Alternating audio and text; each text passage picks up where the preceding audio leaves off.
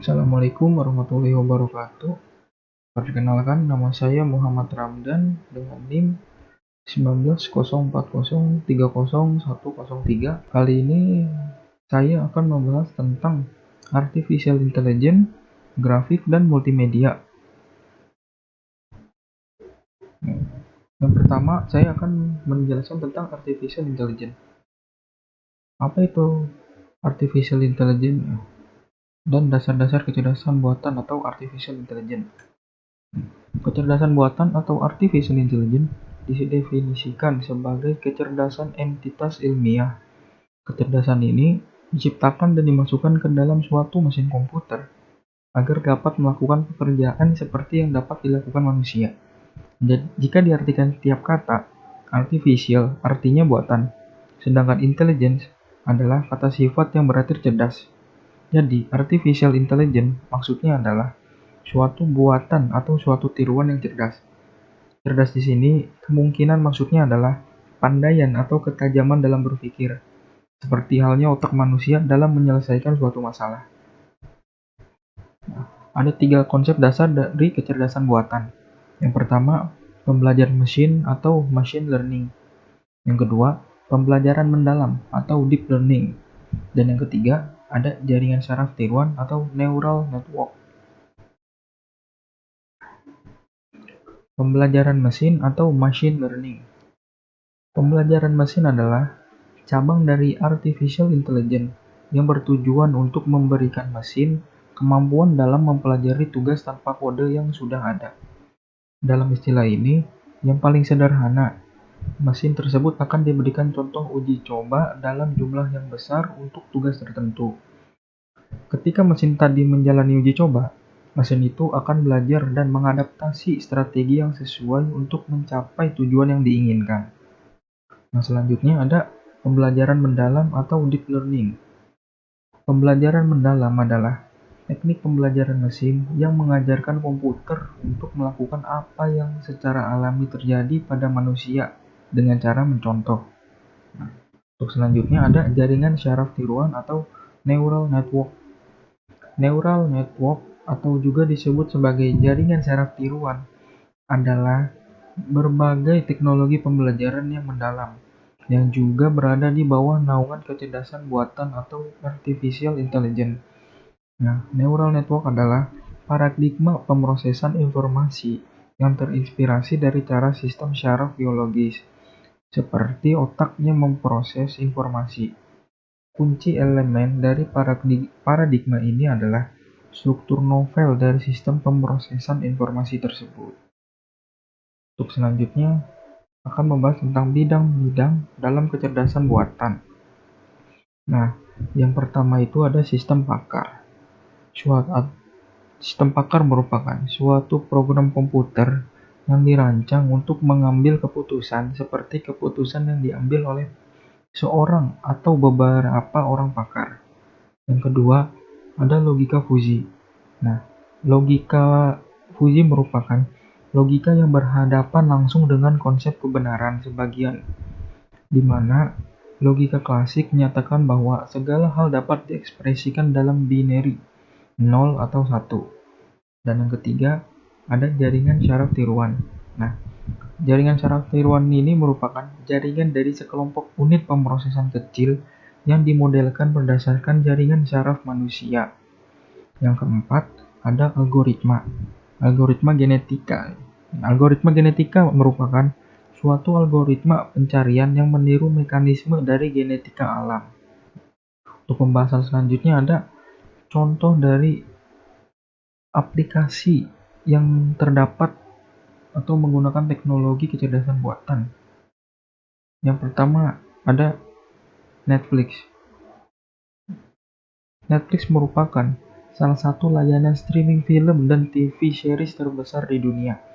Aplikasi ini pun telah dibekali oleh kecerdasan buatan yang bisa memprediksi film dan serial yang mungkin akan kamu sukai. Yang kedua ada aplikasi kecerdasan buatan yaitu Waze atau Waze adalah aplikasi yang dapat menunjukkan jalan yang tepat menuju tujuan kamu, seperti halnya Google Maps. Aplikasi ini merupakan aplikasi peta. Aplikasi ini pun memiliki fitur untuk menunjukkan adanya kemacetan atau kecelakaan yang terjadi di jalan yang akan kamu lewati. Yang ketiga, ada Spotify. Spotify merupakan aplikasi streaming musik terbesar di dunia. Ini juga bisa membuatkan playlist mingguan untuk kamu. Nah, kecerdasan buatan yang ada pada aplikasi Spotify pun bekerja dengan cara memberikan rekomendasi musik yang akan kamu sukai. Selanjutnya ada Google Translate. Google Translate merupakan aplikasi yang dapat menerjemahkan bagian teks atau halaman web dalam satu bahasa ke bahasa lain. Nah, terjemahan yang dibuat oleh Google Translate tidak selalu akurat.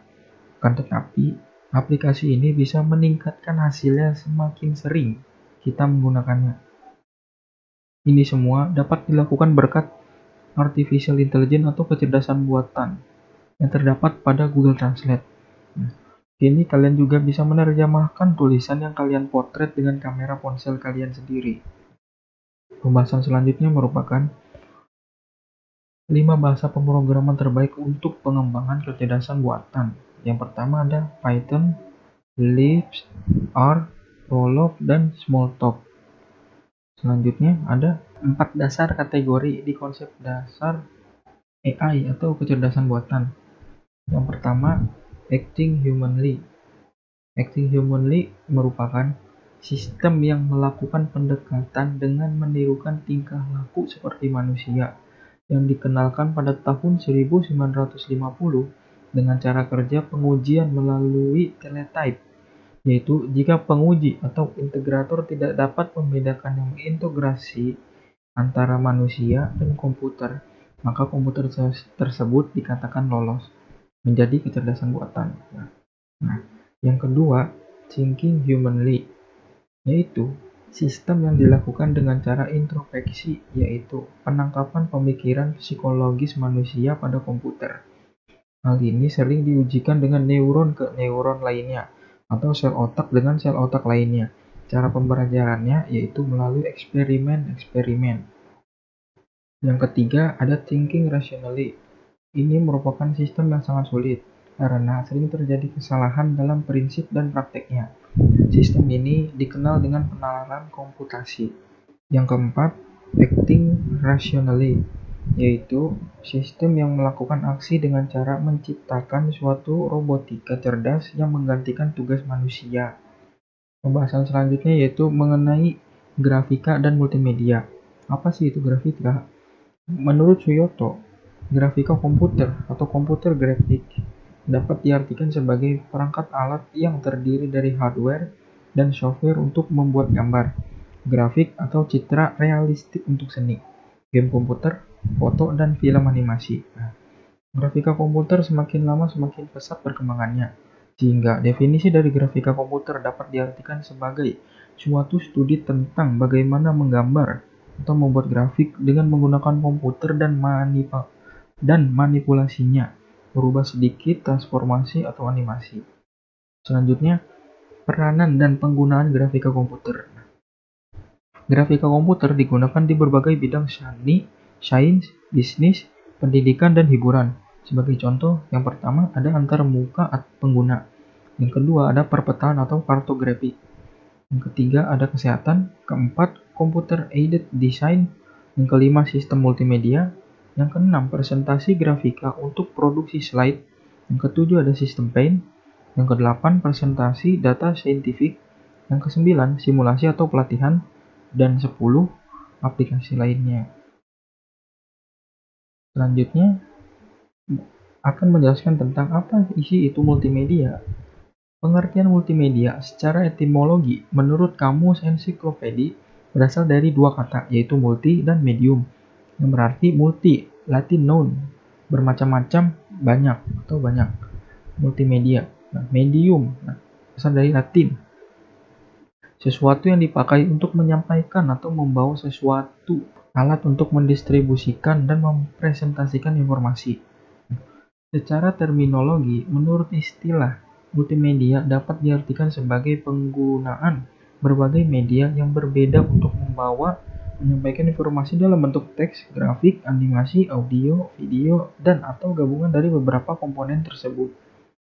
Selanjutnya ada perangkat keras dan perangkat lunak dalam multimedia. Perangkat keras multimedia yang dibutuhkan untuk multimedia dapat dikelompokkan menjadi 5, yaitu perangkat konektor, input, output, penyimpanan, dan perangkat komunikasi. Untuk perangkat konektor diantaranya adalah monitor, hard disk, video proyektor, speaker, dan perangkat-perangkat lain. Terdapat kabel-kabel yang menghubungkan kecepatan transfer data. Perangkat konektor yang digunakan akan menentukan kecepatan pengiriman konten multimedia. Yang pertama ada Small Computer System Interface (SCSI), yang kedua ada Media Control Interface (MCI), yang ketiga ada Integrated Drive Electronic (IDI), yang keempat ada Universal Serial Bus atau USB, yang kelima High Definition Multimedia Interface atau HDMI. Ada perangkat input. Perangkat input adalah perangkat yang berfungsi untuk mentransformasi informasi dari dunia luar untuk dioleh oleh komputer. Perangkat input biasanya dikendalikan secara langsung oleh pengguna. Beberapa perangkat input tersebut antara lain, yang pertama ada keyboard, yang kedua ada perangkat pointing, yang terdiri dari mouse, touchpad, touchscreen, trackball, dan light pen. Yang ketiga ada perangkat input gambar dan video, scanner dan webcam. Yang keempat ada perangkat input audio atau mikrofon. Yang ketiga ada C, perangkat output. Perangkat output adalah perangkat yang digunakan untuk mengkomunikasikan hasil pengolahan data dari komputer kepada pengguna. Perangkat output antara lain ada speaker, amplifier, monitor, proyektor, dan printer. Pembahasan selanjutnya ada perangkat penyimpanan. Perangkat penyimpanan adalah perangkat untuk merekam atau menyimpan informasi atau data. Perangkat penyimpanan dapat digunakan untuk menahan maupun memproses data. Beberapa perangkat penyimpanan tersebut antara lain ada RAM, ROM, hard disk, CD, dan DVD. Perangkat komunikasi. Aplikasi multimedia dibuat oleh sebuah tim yang terdiri dari beberapa orang, yang bisa jadi bekerja dalam satu gedung, namun dapat pula bekerja pada gedung yang berlainan dan berjauhan jaraknya, sehingga dibutuhkan perangkat komunikasi untuk saling menghubungkan mereka. Perangkat komunikasi tersebut antara lain modem dan ISDN. Perangkat lunak multimedia. Perangkat lunak multimedia adalah komponen-komponen dalam data processing system berupa program-program untuk mengontrol bekerjanya sistem komputer multimedia. Perangkat lunak ini digolongkan menjadi 3 bagian, yaitu bahasa pemrograman multimedia, perangkat lunak sistem multimedia, perangkat lunak aplikasi multimedia. Bahasa pemrograman untuk multimedia. Bahasa pemrograman multimedia adalah bahasa-bahasa yang digunakan programmer untuk membuat aplikasi multimedia. Contohnya Assembly, C++, Power Builder, Delphi, SQL, Visual Basic, dan Java. Perangkat lunak sistem atau sistem software. Perangkat lunak ini terdiri dari sistem operasi atau operating system. Misalnya DOS, Windows, ada Unix, Linux, atau Mac OS. Dan perangkat lunak aplikasi multimedia. Perangkat lunak aplikasi multimedia merupakan aplikasi-aplikasi yang dibuat oleh personal atau organisasi untuk user yang beroperasi dalam bidang-bidang multimedia spesifik seperti grafik 2 dimensi, modeling, dan animasi. Yang pertama ada perangkat pengolah teks, perangkat lunak pengolah animasi dan grafik 2 dimensi, perangkat lunak pengolah animasi dan modeling grafik 3 dimensi. Sekian dari penjelasan saya, kurang lebihnya mohon maaf. Wabillahi taufiq wal hidayah. Wassalamualaikum warahmatullahi wabarakatuh.